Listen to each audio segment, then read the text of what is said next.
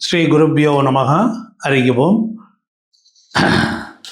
அம்மன் அருள் TV நேயர்களுக்கு என்னுடைய காலை வணக்கம். குரு பெயர்ச்சி பலன்கள் மீனராசி அன்பர்களுக்கு இந்த குரு பகவான் பெயர்ச்சி ஆகி வருகின்ற காலத்தில் மிகச்சிறப்பாக இருக்கும். 12 ஆண்டுகளுக்கு ஒரு முறை குரு பகவான் மீனத்திலே வருவார். பூர்வ புண்ணிய குரு ஸ்தானத்தில் வர்றார். குரு பலன்கள் 90% நல்லாயிருக்கும். பூரட்டாதி 4ஆம் பாதம், உத்திரட்டாதி ரேவதி, காலபுருஷத்துக்கு 12ஆம் இடம் மோட்சஸ்தானம். அதனால் இதுக்கு அதிபதி குரு. அங்கே சுக்கிரன் உச்சம், புதன் நீச்சம் அடைகிற வீடு. அதனால் மீனராசியும் குருவும் ஒரு பாண்டிங் உண்டு. எப்போவுமே ராசியில் இருக்கக்கூடிய குருவை விட உச்சமடைந்த குரு தன்னுடைய உச்சமடைவதும் உச்சமடைந்து தன் வீட்டை பார்ப்பதும் மிகச்சிறப்பு. இப்போ மீனராசிக்கு 10ஆம் இடத்துக்கு அதிபதியும் குரு பகவான் தான். ராசியாதிபதியும் குரு பகவான். 10ஆம் இடம் மூலத்திரிகோண வீடு. அப்போ மூலத்திரிகோண வீடுன்னா 10ஆம் இடம். அந்த வீட்டுக்கு இந்த குரு கடகத்தில் 8ஆம் இடத்துல இருக்கிறார். அப்போ 8ஆம் இடம் என்பது 10க்கு 8 என்பது ஒரு நெருக்கடி இருக்கும். அதனால் உச்சம் ஆகியிருக்கிறார்.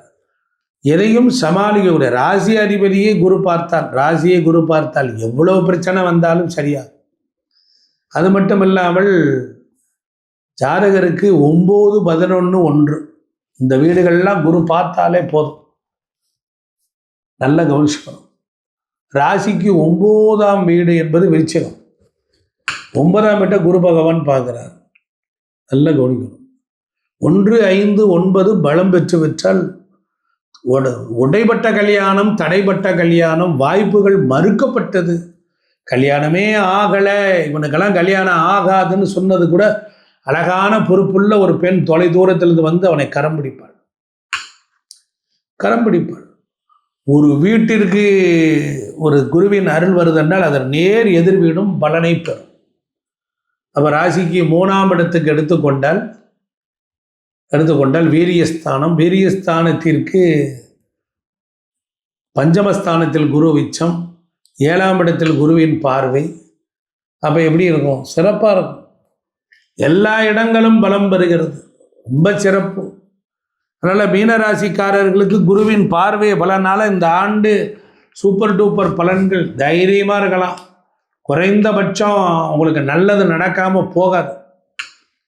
எதெல்லாம் நீங்கள் சோம்பலாக இருந்து விரக்தியாகி நொந்து போய் கிடந்தீங்களோ, சார் இந்த சனி உட்காந்துருக்கார், அவரெல்லாம் ஒன்றும் பண்ண முடியாது. ராசி அதிபதியில் சனி உட்கார்ந்தார். மந்தம்தான். எந்த வேலையும் வேகமாக நடக்கலை. நோய் வருது, பேய் வருது, டயர்டாக இருக்குது.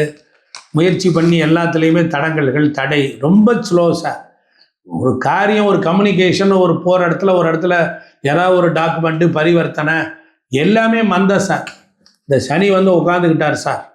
அதுக்கப்புறம் எடுத்துக்கிட்டிங்கன்னா மீனத்துக்கு 7ஆம் இடம் திருமணம். மனைவிக்கு உடம்புக்கு முடியல சார், கூட்டாளி பிரச்சனை, வேலைக்காரன் பிரச்சனை, வெளி உலகத்துக்கே போக முடியல சார், உட்காந்தே கிடக்கிறேன். இந்த சனி 10ஆம் பார்வை. தொழிலில் பெரிய கௌரவம் இல்லை சார், மதிப்பு மரியாதை இல்லை.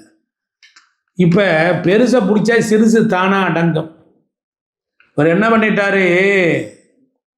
குரு பகவான் பார்த்துட்டார், சனியை பார்க்குறார். அப்போ என்ன நடக்கும்? சனியை ஃபுல்லாகவே மங்கள சனியாக மாற்றி விடுவார். மங்கள சனியாக மாற்றுவார். அப்போ குரு உச்சமான செல்வத்தை, கதிர்வீச்சுக்களை, மீத்தேன் என்கிற வாயுக்களை, அழகு, அறிவு, புத்தி, ஞானம், சந்தோஷம், மகிழ்ச்சி, எல்லையற்ற பூரிப்பு எல்லாத்தையும் கதிர்வீச்சுக்களில் அப்படி அனுப்புவார். அனுப்பும்போது தான் வீட்டுக்கு அனுப்பும்போது சொல்லுவார், அங்கே நீ தானே இருக்கிற, குடியா, உன் பார்வையில் உள்ளவருக்கு கொடு. என் வீட்டில் உட்கார்ந்து நீ அங்கிருந்து 5, 7, 9 கொடு அப்படிம்பார். இதுதான் பெரிய ரகசியம். குருவின் உச்ச பார்வை பெற்ற சனி வீட்டில், குரு வீட்டில் வந்த சனிக்கு, சனியை இப்போ குருவாக மாறிடுவார்.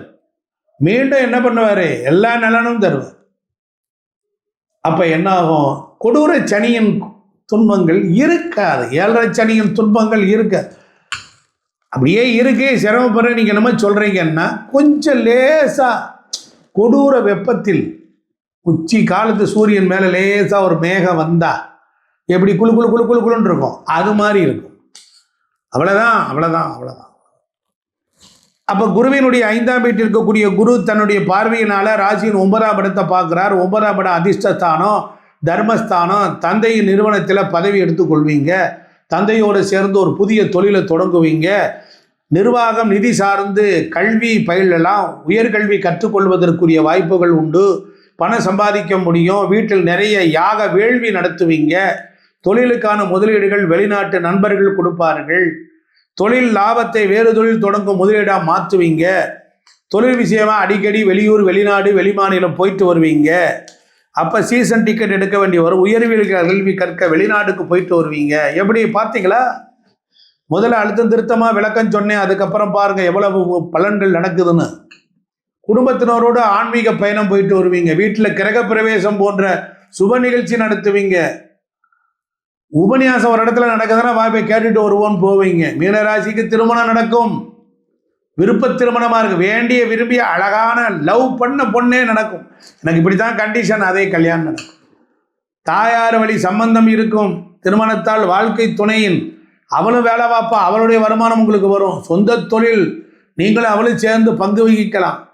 உங்களுக்கு வரக்கூடிய லைஃப் பார்ட்னர் டீச்சராக கூட இருக்கலாம், பேராசிரியராக இருக்கலாம். நல்ல படித்த பண்புள்ள வாழ்க்கை துணையாக இருக்கும். அதனால் திருமணம் நடக்கும். பங்குதாரர்கள் அமைவார்கள். வாழ்க்கை நல்லா இருக்கும். எல்லாம் பொறுமையாக, அழகாக, பெருமையாக இருக்கும். அநேகமாக திருமணம் நடந்த உடனே வெளிநாடு போயிடலாம். அங்கேருந்து வரும்போது கல்யாணம் முடித்தோடனே வெளிநாடு, அப்படி தான் டிமாண்ட் வைப்பாங்க. ரைட், ஓகே, போயிட்டு வாங்க புதிய இடம். ஆனால் காலபுருஷத்துக்கு 12 இருக்கிற குரு, காலபுருஷத்துக்கு 12 இருக்கிற குரு உச்சம் அடைகிறார்.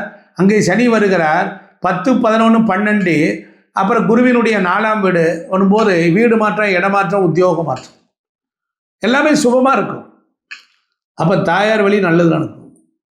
7ஆம் பார்வைக்கும் அதே மாதிரி சிறப்பு தான். 7ஆம் பார்வைக்கு அதே மாதிரி சிறப்பு தான்.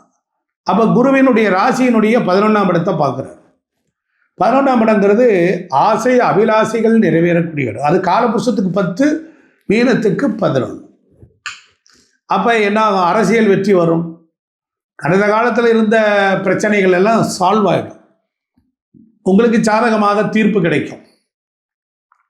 அரசு பணி சார்ந்தவர்களுக்கு இடமாற்றம் உண்டு, உத்தியோக மாற்றம் உண்டு. மருத்துவ கல்வி கற்கக்கூடிய வாய்ப்புகள் உண்டு. ஒரு டாக்டர்ஸ் இன்னொரு ஹை படிப்பு படிப்பார். ஒரு டாக்டராக இருக்கிறாரு, எம்பிபிஎஸ் இருக்கிறாரு, அது வெளிநாட்டில் போய் இன்னொரு கோர்ஸ் படிச்சுட்டு வரலாம். உங்களுடைய வாரிசுகளுக்கு யோகம் உண்டாகும். உங்களுடைய குழந்தைகளுக்கு திருமண யோகம். பெண் வாரிசுகள், உங்களுடைய மகள் வைத்து பிள்ளைகள், பேரன் பேர்கள் அருமையாக இருப்பாங்க. நல்ல லாபம். குலதெய்வத்துக்கு நிறைவாக பூஜை செய்வீங்க, படையல் போடுவீங்க, பொங்கல் வைப்பீங்க. அதுபோல் உங்கள் மூத்த சகோதரி நல்லா இருப்பார். இளைய சகோதரியும் திருமணம் நடக்கும். மாமியாருக்கு ஒரு நல்ல பலன் உண்டு.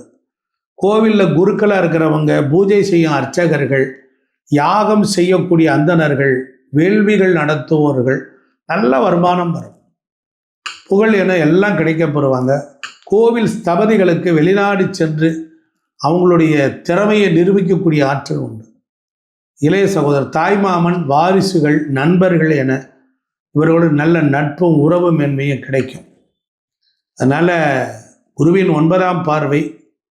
அதனால் எல்லா வகையிலும் தலைமை பதவி, சங்கத் தலைவர், பெரும் பணம், திருப்தி. வணிக கட்டடத்தில், வாடகை கட்டடத்தில் இருந்தால் உங்களுக்கு இப்போ சொந்த கட்டடத்துக்கு போவீங்க.